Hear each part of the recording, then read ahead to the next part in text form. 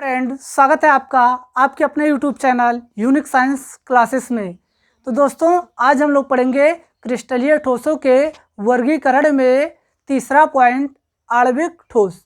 अब आणविक ठोस में दूसरा पॉइंट पढ़ेंगे ध्रुवीय आणविक ठोस। तो आइए देखते हैं ध्रुवीय आणविक ठोस, या इसी को बोलेंगे पोलर मॉलिक्यूलर सॉलिड। तो आइए परिभाषा लिखते हैं हम लोग। क्या लिखेंगे आप कि ध्रुवीय आणविक ठोस के अवयवी कण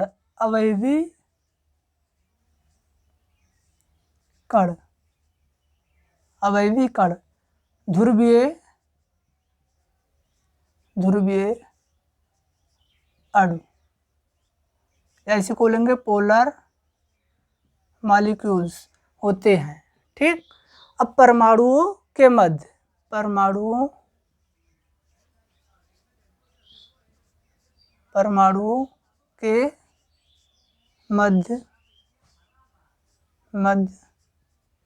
ध्रुवीय सहसंयोजक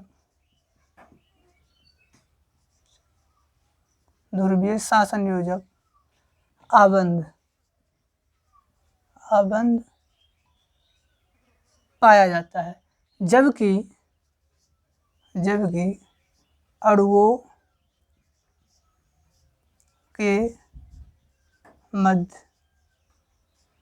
अणुओं के मध्य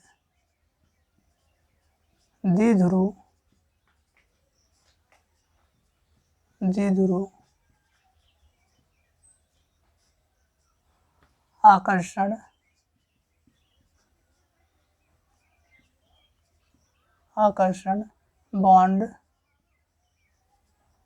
बॉन्ड पाया जाता है। तो फिर से समझ लीजिए कि ध्रुवीय आणविक ठोस के अवयवी कण ध्रुवीय अणु या पोलर मॉलिक्यूल्स होते हैं। ठीक। ध्रुवीय आणविक ठोस के परमाणुओं के मध्य ध्रुवीय सहसंयोजक आबंध पाया जाता है, जबकि अणुओं के मध्य द्विध्रुव आकर्षण बॉन्ड पाया जाता है। ठीक। तो जो द्विध्रुव है, यानी इसी को लिख सकते हैं हम लोग डाइपोल अट्रैक्शन। तो दोस्तों, जो डाइपोल अट्रैक्शन होगा, ये वंडर वाल्स की तुलना में अधिक प्रबल होगा। क्या होगा? अधिक प्रबल होगा। और अधिक प्रबल होने के कारण इनके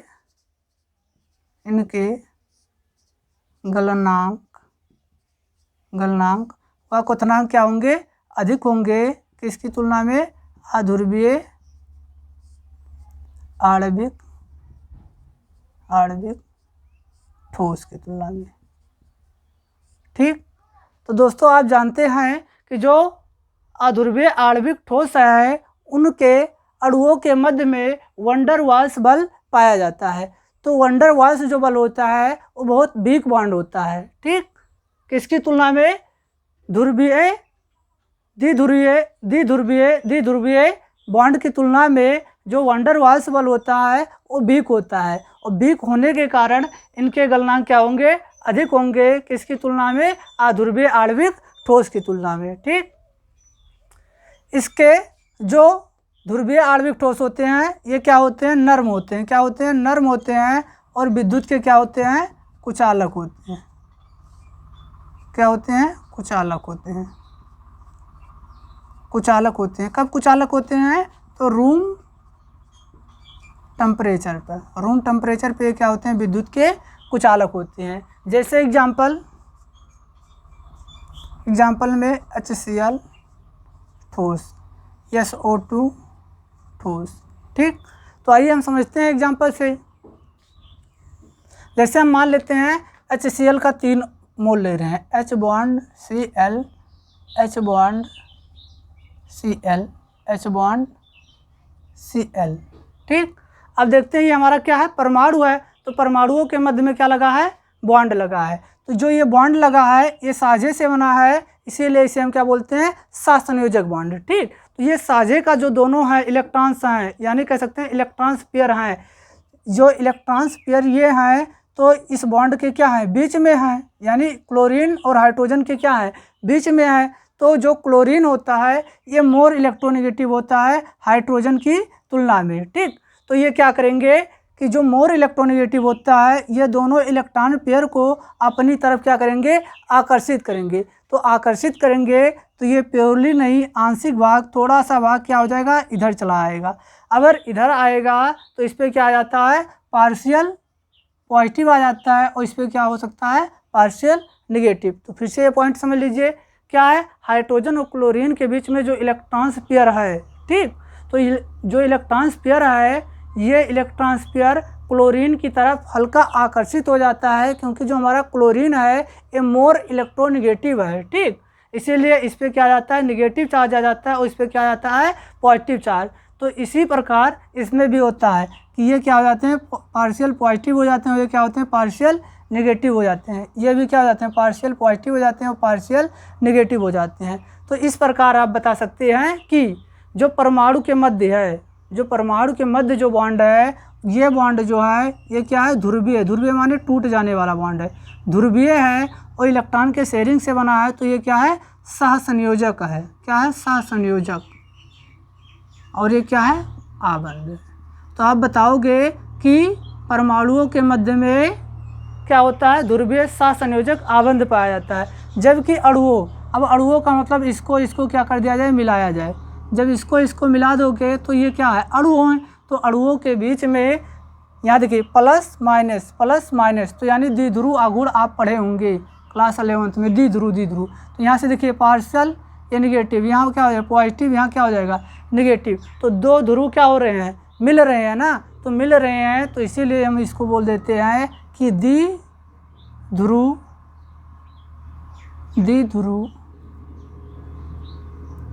आकर्षण बॉन्ड। समझ में आया? ठीक, तो अब हम लोग देखेंगे तीसरा नंबर आणविक ठोस में, तीसरा नंबर हाइड्रोजन आवंधित आणविक ठोस या हाइड्रोजन बॉन्डेड मॉलिक्यूलर सॉलिड। ठीक, तो आइए देखते हैं हम इसकी परिभाषा।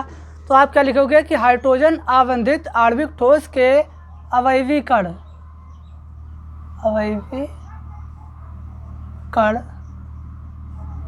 हाइड्रोजन बॉन्ड बनाने वाले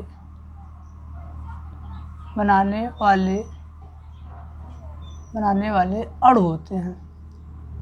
क्या होते हैं, हाइड्रोजन बॉन्ड बनाने वाले अणु होते हैं। जैसे एग्जाम्पल HEF क्या है, हाइड्रोजन के साथ में F है, HEF, H2O, NH3 CH3OH।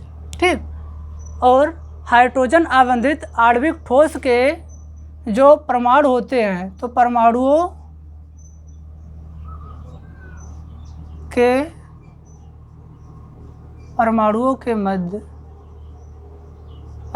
के मध्य सहसंयोजक ध्रुवीय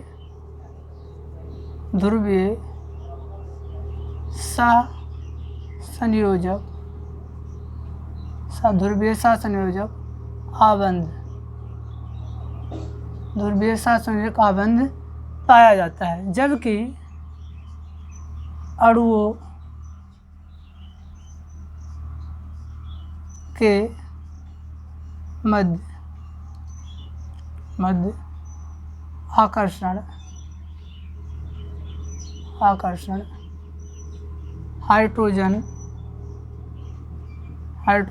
बॉन्ड पाया जाता है। क्या पाया जाता है, हाइड्रोजन बॉन्ड पाया है। तो फिर से समझ लीजिए कि हाइड्रोजन आवंधित आणविक ठोस के अवयवी कण हाइड्रोजन बॉन्ड बनाने वाले अणु होते हैं। जैसे HEF, H2O, NH3 CH3OH, सबके साथ में आप सॉलिड लगा देना,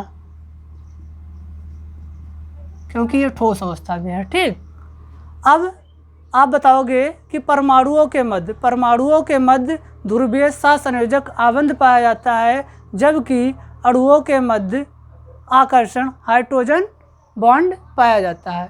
और ये जो होते हैं ये विद्युत के क्या होते हैं, कुचालक होते हैं।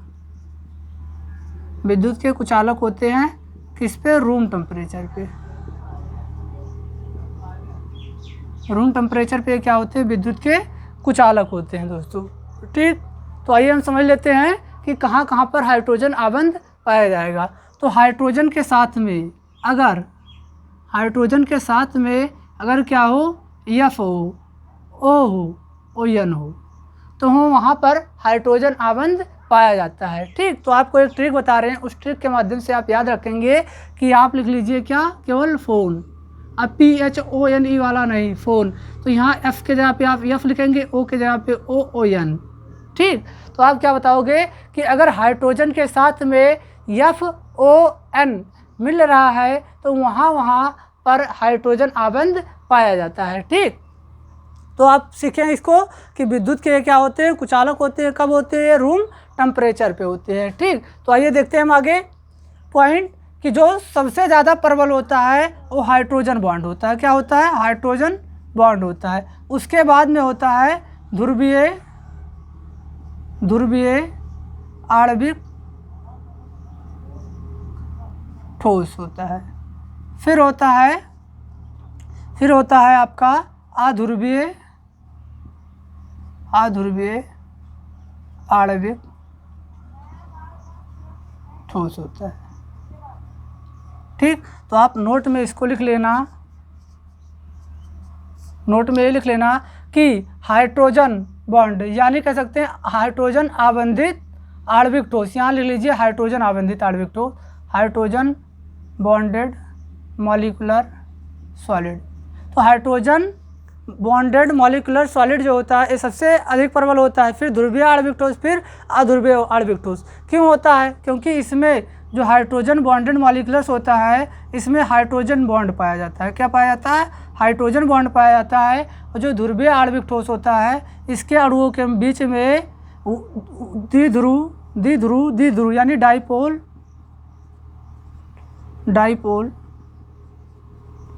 अट्रैक्शन पाया जाता है। और इसमें जो होता है इसमें वंडर वाल्स